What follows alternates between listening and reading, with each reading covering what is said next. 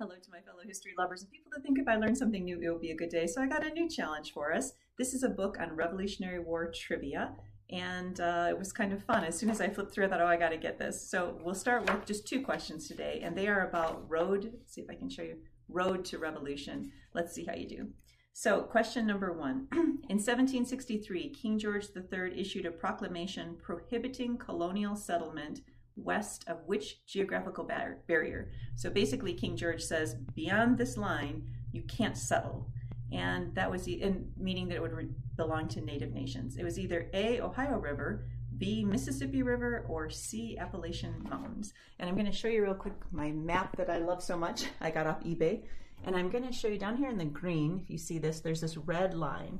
And if I show you closer, I don't know if I can show you close enough, Proclamation Line 1763. And you can also see on this map where it says Indian Country 1763. So that didn't go over well in a lot of ways. And I'm going to read you their answer. It says, so the answer is the Appalachian Mountains. That was the line. So once you got to the Appalachian Mountains, everything else would be Indian nations and no more settlement. The decree aimed to prevent conflict with the Native American tribes following the French and Indian War. The restriction angered colonists who sought access to the fertile Ohio Valley. Many settlers ignored the line, fueling early anti-British sentiment and a distrust of royal interference with what they considered royal interference in colonial affairs.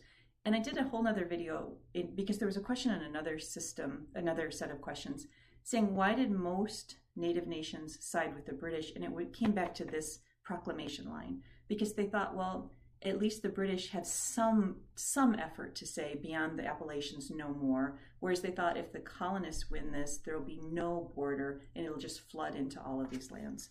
All right, number two. In 1765, so this is 2 years later, this is all the run-up to the Revolution, the Stamp Act was the first direct tax levied on the colonies and required a revenue stamp on which class of items? A, printed papers, B, imported tea leaves, or C, glass and lead? And if you said printed paper documents, you were right. So Parliament passed the act to pay down the debt incurred during the 7 Years' War. So if you remember, the 7 Years' War was also called the French and Indian War. So the British look at it and think, we did all of this expenses, we paid all of this to protect you from the French. You sure as heck should help pay for it, and so we're going to tax you.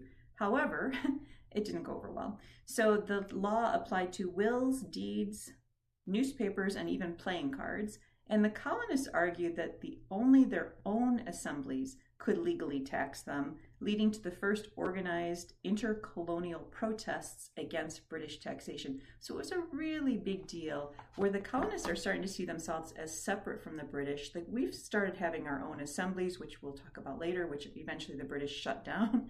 But they're thinking, we control our own destiny. In other words, there was movement toward that thinking, not just as a colony, but as the Americas. Anyway, thank you for letting me share. I'll see you tomorrow.